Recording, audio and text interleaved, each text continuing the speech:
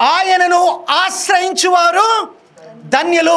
మనం ఏం చేయాలి? మొదట ఆయనను ఆశ్రయించాలి. ఆయనను ఆశ్రయిస్తేనే ప్రకటన గ్రంథంలో చెప్పబడినట్లు మొదటి పునరుత్థానంలో ప్రవేశించు మీరు ధన్యులగుదురు. మనం ఈ లోకంలో ఏమి సంపాదించినా, ఈ లోకంలో మనం వేటిని తెలుసుకున్నా, ఈ లోకంలో మనం ఏ జ్ఞానమును గ్రహించినా, మనం దేవుని ఆశ్రయించకపోతే మనకేమవుతాం? ధన్యులు కాలేం. ధన్యులు కాలేని వాళ్ళు ఏమవుతారు? పరలోక రాజ్యాన్ని లేదా మొదటి పునరుత్థానాన్ని మనం చేరుకోలేము.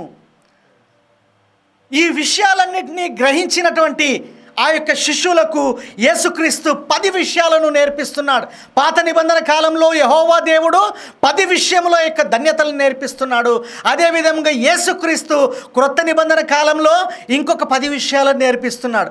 ఆ యొక్క 10 విషయాలను మనం ఈ భూమిలో జీవించినప్పుడే మనము ఆ కార్యాలను మన యొక్క జీవితంలో అవలంబించాలి.